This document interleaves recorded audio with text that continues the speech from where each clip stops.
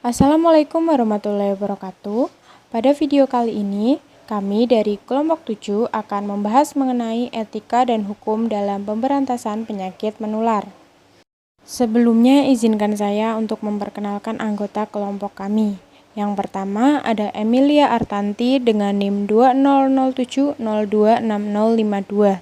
Yang kedua ada Sabina Hizriati Anur dengan NIM 2007026053. Dan yang terakhir ada Aisyah Ayuning Lintang dengan NIM 2007026054. Pokok bahasan yang akan dibahas dalam video kali ini yang pertama yaitu pengertian penyakit menular, yang kedua cara penularan penyakit menular, yang ketiga jenis penyakit menular, yang keempat hukum pemberantasan wabah dan penanggulangan penyakit menular, dan yang terakhir analisis kasus.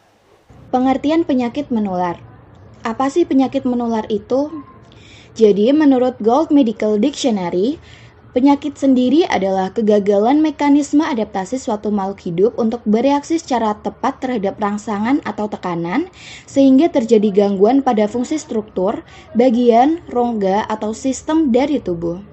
Kemudian untuk penyakit menular atau communicable disease, itu merupakan penyakit yang dapat ditularkan dari satu orang ke orang lain secara langsung maupun tidak langsung.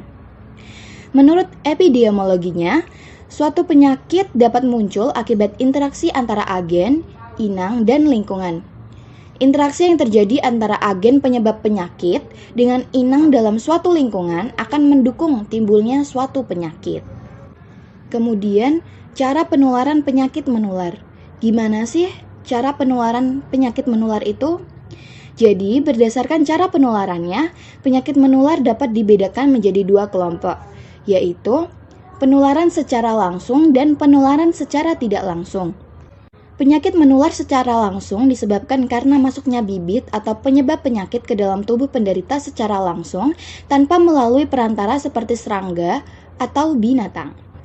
Kemudian berdasarkan perantaranya, penularan penyakit ini dikelompokkan menjadi dua, yaitu waterborne disease dan airborne disease. Waterborne disease ini, penyakit ini ditularkan atau masuk ke dalam tubuh penderita melalui makanan atau minuman. Contohnya yaitu diare dan tifus. Kemudian untuk airborne disease, ini merupakan penyakit yang ditularkan melalui atau bersama dengan udara, lalu masuk ke dalam tubuh manusia dengan cara bersin atau batuk. Contohnya yaitu ISPA atau infeksi saluran pernafasan akut dan tuberkulosis. Kemudian untuk penularan secara tidak langsung, penyakit ini dapat disebabkan oleh bibit penyakit atau agen yang masuk ke dalam tubuh penderita secara tidak langsung namun melalui perantara seperti binatang. Penyakit yang bersumber dari binatang dapat dikelompokkan menjadi dua, yaitu penyakit yang ditularkan melalui serangga atau vector-borne disease dan penyakit yang ditularkan melalui binatang. Penyakit yang ditularkan melalui serangga ini, bibit penyakitnya akan berkembang biak pada tubuh serangga seperti nyamuk, lalu menggigit atau menghirup darah penderita penyakit tertentu. Kemudian bibit penyakit akan dipindahkan ke penderita lain melalui gigitan serangga tersebut. Serangga yang sering menjadi perantara penyakit ini yaitu nyamuk yang dapat menyebabkan penyakit demam berdarah, malaria, dan filariasis. Kemudian untuk penyakit yang ditularkan melalui binatang, bibit penyakit ini ditularkan melalui gigitan binatang yang terkena penyakit. Contohnya seperti anjing yaitu penyakit rabies, sapi atau kerbau itu penyakit antras, dan tikus untuk penyakit pes. Selanjutnya ada jenis-jenis penyakit menular. Berdasarkan cara penularannya, penyakit itu dapat menular melalui media udara, air, dan secara langsung atau kontak langsung.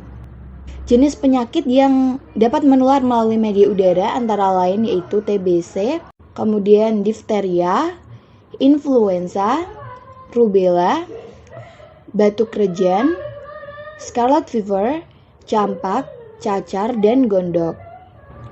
Kemudian untuk penyakit yang disebarkan melalui media air ini, contohnya yaitu kolera, tifoid, hepatitis, polio, kudis, infeksi alat pencernaan seperti diare, infeksi cacing parasit, penyakit kuning, malaria, dan sebagainya. Dan yang melalui media langsung atau kontak langsung, yaitu penyakit kelamin, trakoma, antraks, HIV/AIDS, erysipelas, aerobic wound infection, dan rabies. Agen penyakit yang ditularkan langsung dari seseorang infeksi ke orang lain melalui hubungan intim seperti penyakit kelamin, sifilis, dan HIV. Selanjutnya yaitu hukum pemberantasan penyakit menular. Suatu penyakit menular di Indonesia juga telah diatur secara hukum merupakan tanggung jawab dan kewajiban pemerintah untuk mencegah, mengendalikan, dan memberantas penyakit tersebut. Seperti yang tercantum pada Undang-Undang Nomor 4 Tahun 1984 tentang wabah dan penyakit menular dengan ketentuan sebagai berikut.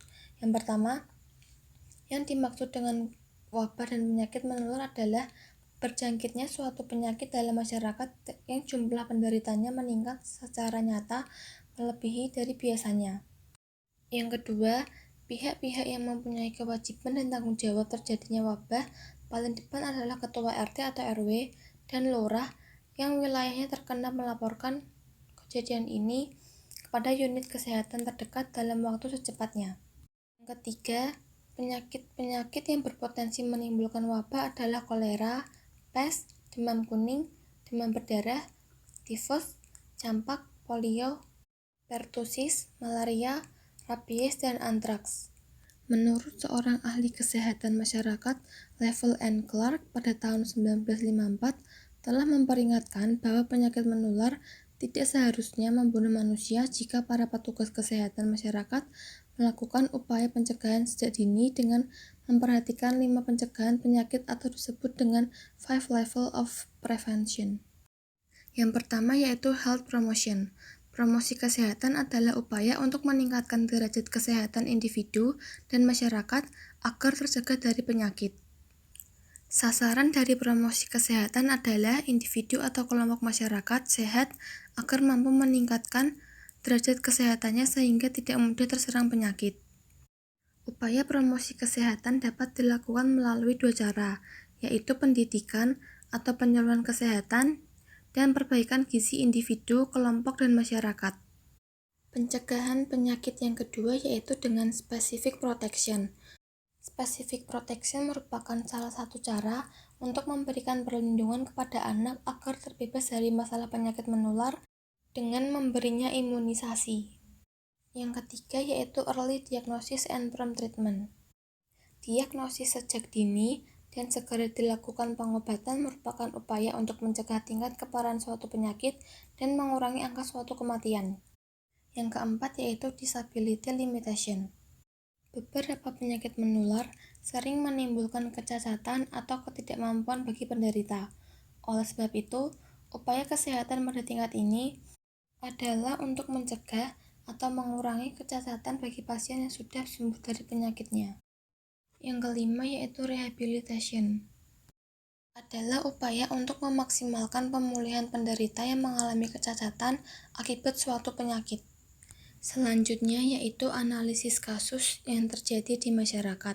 Salah satu contohnya yaitu tuberkulosis yang terjadi di Indonesia. Pandemi COVID-19 menjadi salah satu penyebab penurunan penemuan kasus tuberkulosis di Indonesia. Hal ini bukan merupakan salah satu hal yang bagus, melainkan masalah yang serius, karena penemuan kasus yang menurun dapat menjadi komplikasi lain bagi pasien yang menderita dan dapat menjadikan sumber penyebaran bagi orang di sekitarnya. Tuberkulosis merupakan penyakit menular yang disebabkan oleh Mycobacterium tuberculosis yang paling sering menyerang paru-paru. Tuberkulosis menyebar dari orang ke orang melalui droplet dari orang sakit. Tuberkulosis juga dapat menyerang ke semua kelompok umur termasuk anak-anak. Berdasarkan rencana yang sudah ditetapkan oleh pemerintah, Indonesia telah melewati tahap kedua dan sedang beralih ke tahapan ketiga dalam melakukan eliminasi penyakit tuberkulosis. Namun, pada kenyataannya, penemuan kasus ini mengalami penurunan yang tajam sejak tahun 2020 hingga 2021. Berdasarkan grafik di bawah ini, penemuan kasus tuberkulosis dari tahun 2015 hingga 2019 terus mengalami kenaikan. Namun, pada tahun 2020, penemuan kasus tuberkulosis ini mengalami penurunan dan terus berlanjut hingga tahun 2021 secara drastis. Berdasarkan data dari Kementerian Kesehatan Republik Indonesia, tahun 2001 diestimasikan terdapat 824.000 kasus tuberkulosis. Namun, pada grafik hanya ditemukan sebanyak 209.575.000 kasus, yang berarti hanya sekitar 25% kasus yang terdeteksi. Hal ini disebabkan karena adanya akses terbatas, survei dari rumah ke rumah yang tidak maksimal, serta screening massal yang terhambat karena pandemi COVID-19 yang terjadi di Indonesia.